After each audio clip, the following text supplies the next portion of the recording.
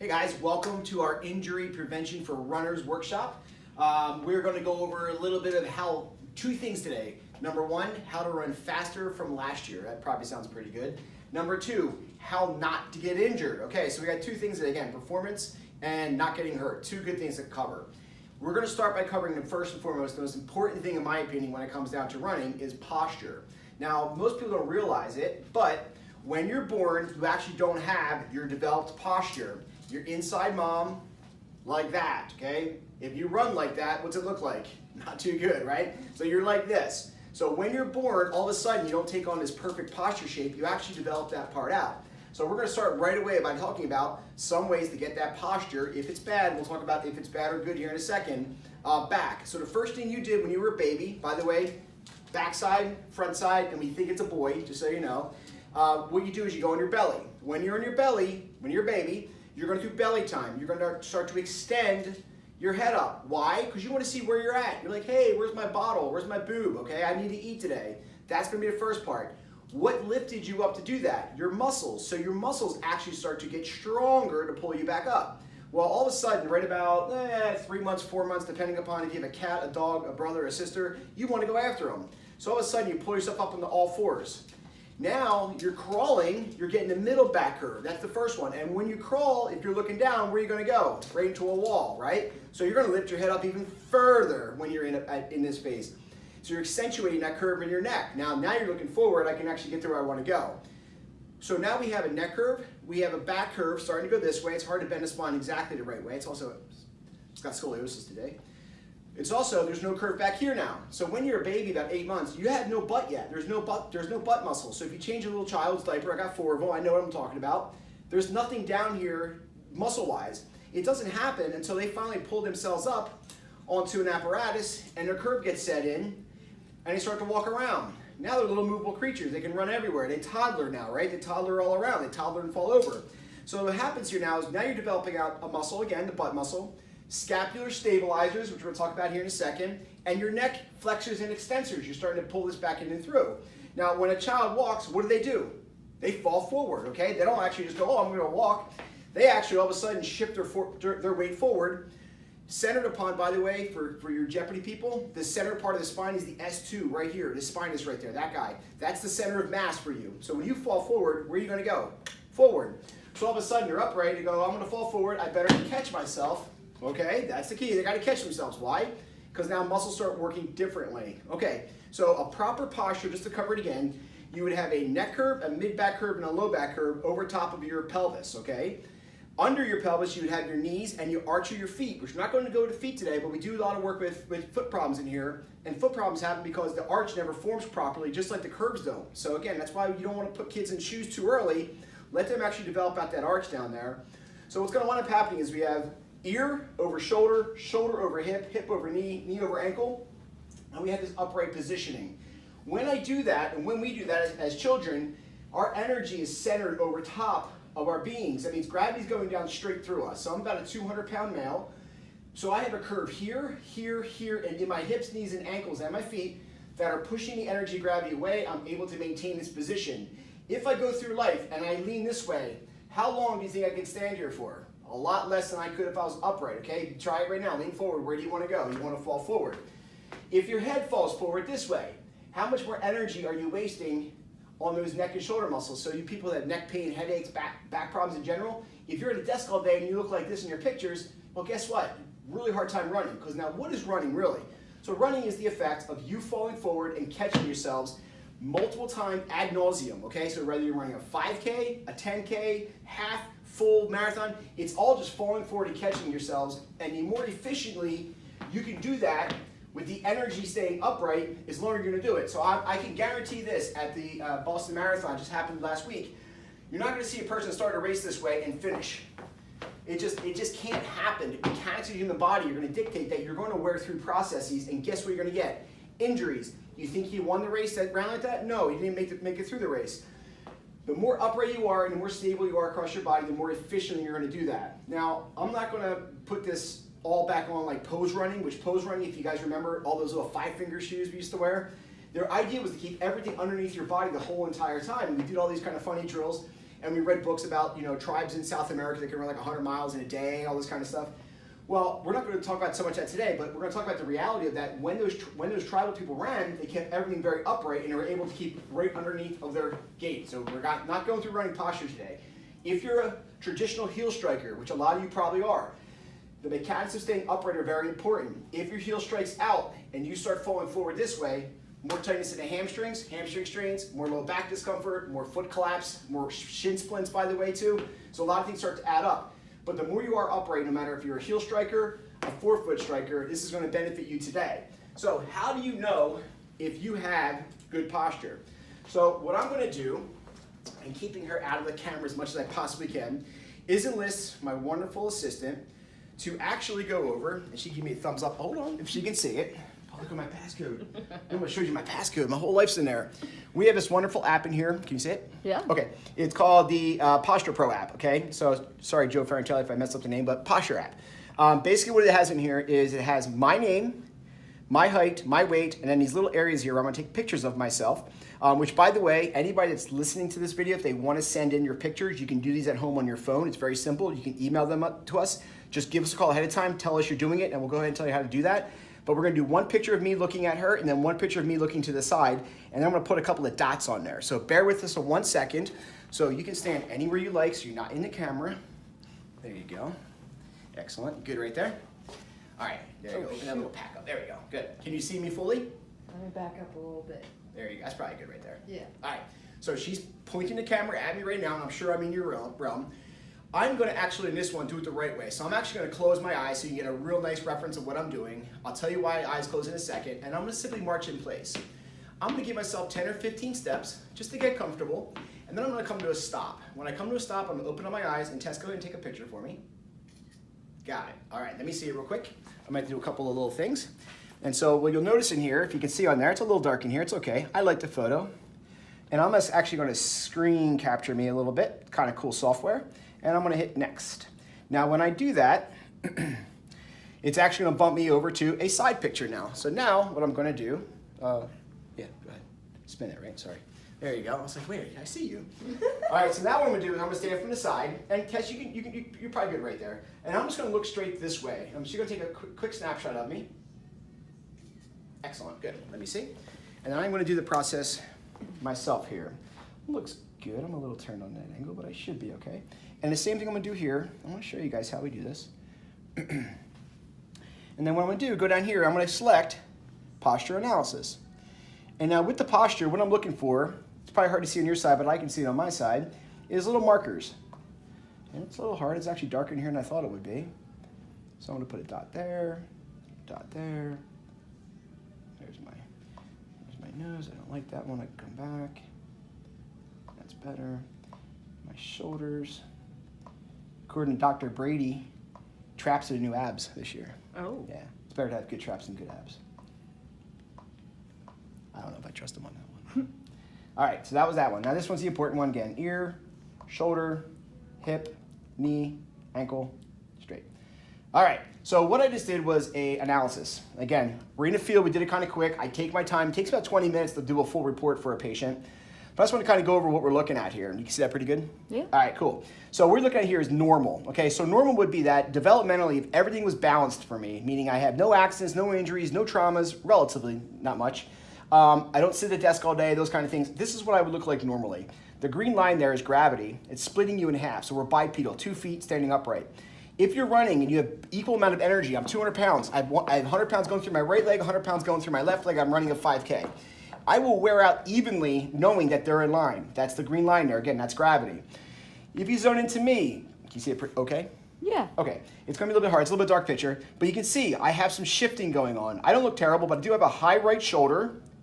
I have a little bit of sway over to the left, and then my feet, get down there, look pretty balanced too. So I look pretty good today, actually. And I've been getting adjusted twice a week, by the way, ever since I started doing my CrossFit at Apex. Twice a week to keep me in straight in line. Now, I am deviating a little bit to the left here. That means my thoracic spine's a little bit shifted, but that makes sense because it's my right side that gets locked up when I run. I've been doing more running, so my muscles and energy are working towards that direction.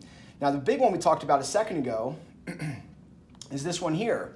I did see a problem. Now, look at this guy here. That green line is in a line between his ear, his shoulder, his hip, his knee, and his ankle. And I like to think of these as boxes. So if you were stacking boxes, we got Easter coming up, and I'm putting my Easter decorations away. If I'm stacking the boxes and one box is shifted forward, one box shifted back, it's very unstable. Well, guess what? We survive instability. Right now, I'm leaning backwards for some reason in this picture, which again, it's just a little bit in the environment, but where it's at. But you can see I'm pretty straight in a line there, except for shifting my hips back this way a little bit. So now we get people that come through, and by the way, this little machine down here, it does estimate how much my head weighs. Now, given my height and my weight, I got a pretty big dome. I got a 15-pound head. That's bigger than I thought it was going to be. But it is shifted backwards about, what is that, half an inch? About a quarter of an inch, 0.24 inches forward. So my head weight right now is 18 pounds versus 15 pounds. So just so you know, we're getting kids coming in here from the different school districts that have tech neck, where they're looking down like this. Their heads are like 90 pounds and they're only like 8-pound heads, but because they're so far forward, they're causing that weight change. But for us running wise, I'm in a pretty good position. So I can tell you right now, I'm gonna run today. I'm going to our CrossFit. We have 200 meter, probably a sprint, so I'll probably lean forward a little bit more. But I'm more comfortable knowing that my posture is here versus starting out in a really bad position. My job now is to find the right positioning for my body. So I know I have a good start spot, but now does everything work accordingly? And so that's what we're gonna kind of jump into next. So bear with us for 1 second. We're gonna get that set up. So this next part is what I call the 6 and 60, okay? So the 6 and 60, I'll scream for a minute. No panning, no panning. All right, so the 6 and 60. I'm gonna go in a little bit of order here. So in order to do these next couple of things, we are going to need a dollar, okay? It can be $1, it can be 5, it can be 10, it can be 20, it can be 2, it can be 100, it can be 50.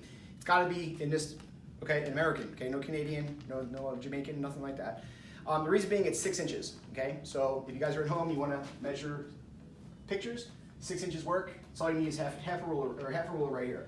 So what I'm gonna do, you might have to pan a little bit with this one, is I'm actually gonna set this up so it's going to be 6 inches away from this table. Now this could be the wall at your house. Can you see that little piece? Mm-hmm. Okay.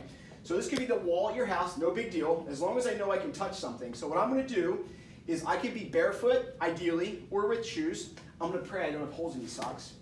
Yes. Thank God, look at that. That's a good day right there. You know you're a dad of 4 when you have good days, you have socks on and they're good holes. socks. Socks. So what I'm gonna do is I'll pull this up. So what I'm gonna do first to check your positioning is I'm gonna go from the base and start working our way up. And the first thing I wanna see is how do your ankles move? Why are ankles important? Because that's what hinges and flexes when you run. So when you're moving through space, there has to be a crease that's accomplished.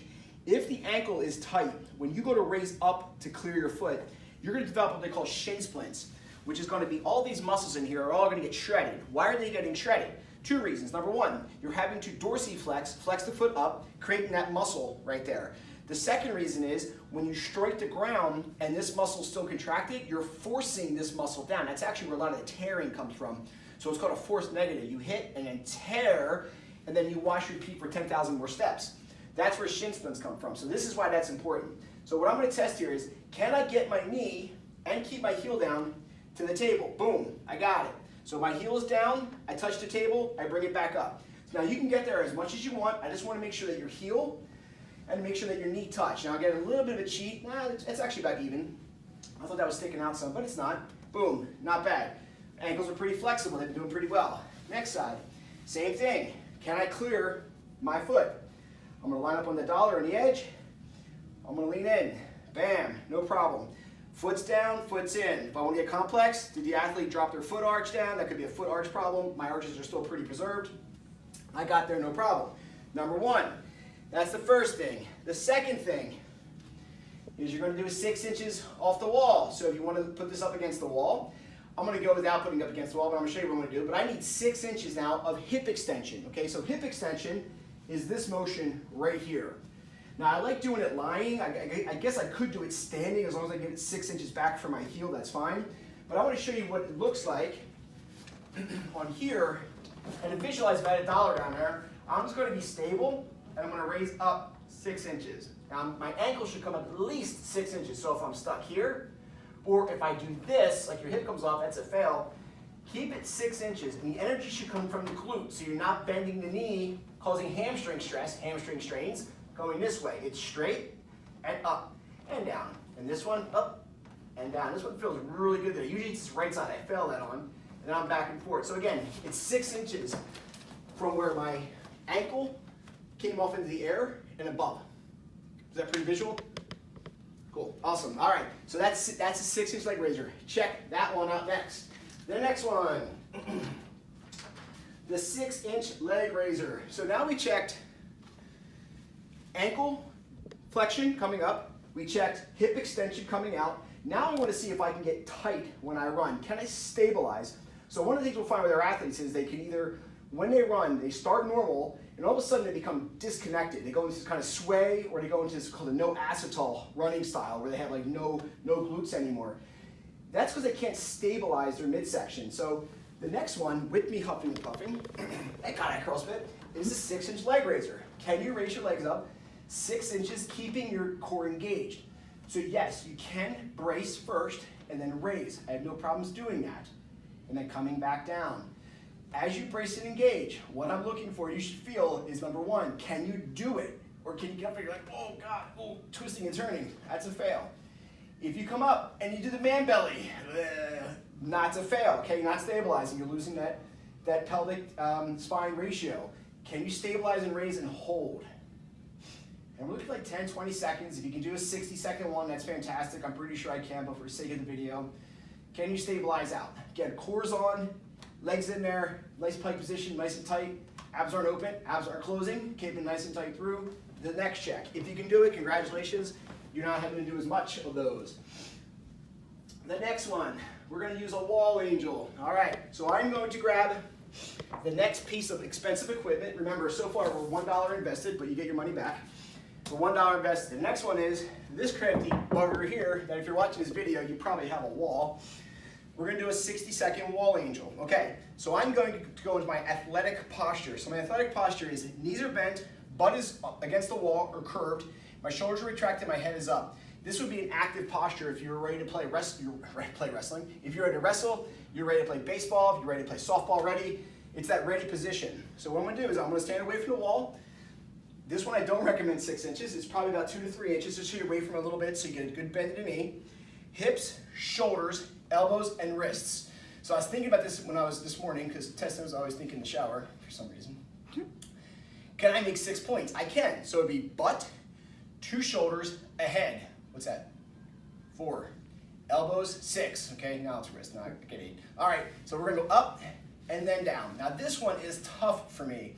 So here's my deal. I'm not perfect, just like hopefully none of you are. I doubt you are.